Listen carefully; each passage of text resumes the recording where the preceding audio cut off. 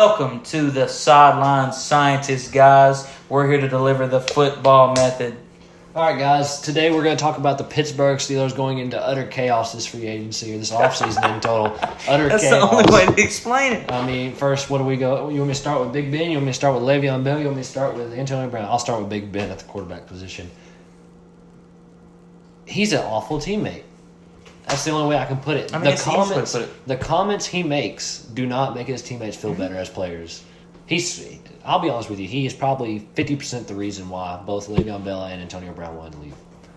Gotta be, man. And you know what? I'm going to go ahead and say this. Is he even a Hall of Famer after this? Think about Terrell Owens. Think about Terrell Owens' minor teammate issues. Then we got Big Ben, who's basically holding this franchise hostage. Yeah. I mean, I know he's won 2 Super Bowls, but hell, Terrell Owens was top 5 in every receiver category, and he was second ballot, or third, my bad. If you go to think about it, he's just scaring away other Hall of Fame caliber teammates. I mean, he pretty much, in a nice way, almost said that his teammates suck for leaving, Exactly. That was the nice way to put it. And just the fact that if you go look at it, I mean, no one really noticed it because the Steelers were winning, and that's the thing that you will always notice. Winning will cover up way more blemishes when it comes to it. Now that the Steelers are arguably the third best team in their conference, you see all these different holes coming up. Now their defense is way suspect. They just lost the best running back in the league, arguably. Just that easy. And all they had to do was pay that man, arguably the number 1 receiver. I mean, I know they were all 3 hotheads. I will say that. All 3 of them were hotheads. That simple. And really, to go to think about it, coming back to the motorcycle incident, Yep. how bad of a teammate he was. Can you think of a time... Name me one other Hall of Fame quarterback that could not get over another quarterback. If you think about it, every single year they never beat the Patriots. Yep. Oh, I can't remember. I couldn't tell you the last time they beat the Patriots. They beat them in the regular season this year, but it seemed like every single year, even when count. all 3 of them were there, they met them in the playoffs and got put out. That doesn't count. And got put out over and over and over again. Now, when we go on to the Le'Veon Bell topic, I do not agree that he set out like that. No, that was horrible. That was a horrible team. That was horrible. That is that. But to think about that, the front office didn't want to pay him. They wanted to shortchange him, really. And that business is business. Business is business. But when it comes to it, you got to be on your own business as well. I do not agree how he set out and how he went upon it, but the man did a good job. Come to look at it, he is now a member of the Jets and really the focal point of that. And he's going to help Sam Darnold a lot more this year. I could see Sam Darnold having a great year with him in the backfield. Let me put it this way. James Conner was a huge success at running back this season, but I don't expect him to be that big of a success this year. No. It's like the quarterback. You can like when Colin Kaepernick, I bring this up every time. Colin Kaepernick had that one year where he was just absolutely outstanding, looked like the next great thing at quarterback. But then what happened? You gave the defenses a whole offseason to figure out what you were doing. And that's what they're going to do with James Conner.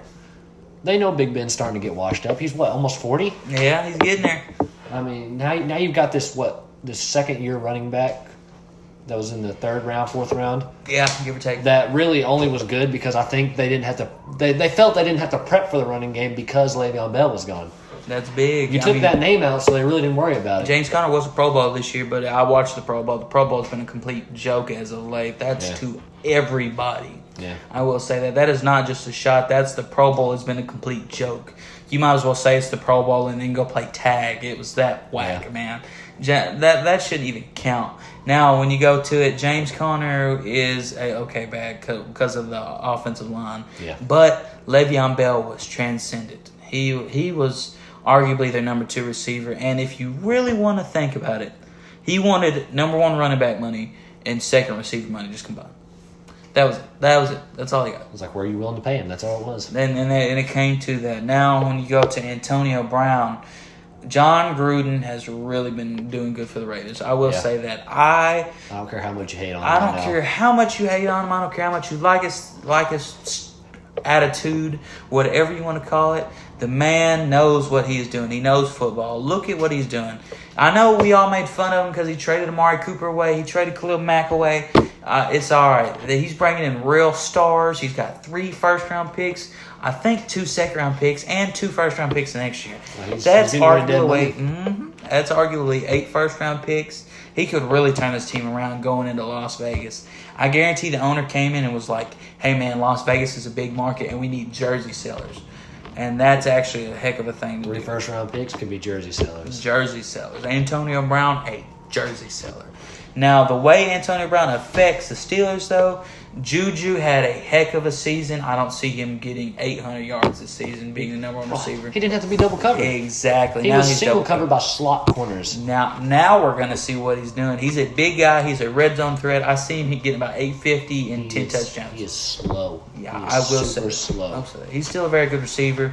James Washington will have to step up, and I wouldn't be surprised if they bring in another. That's who my sophomore spike is for Yeah. the years, James Washington. Just a preview for a future video, guys. Yeah. That is a big thing to look out for. Antonio Brown is a heck of a playmaker for the Raiders. Derek Carr will be great for him.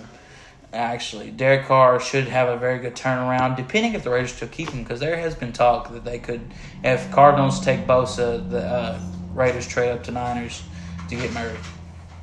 That is the potential. That is what the I hope they give Carr another season. I really do. yeah.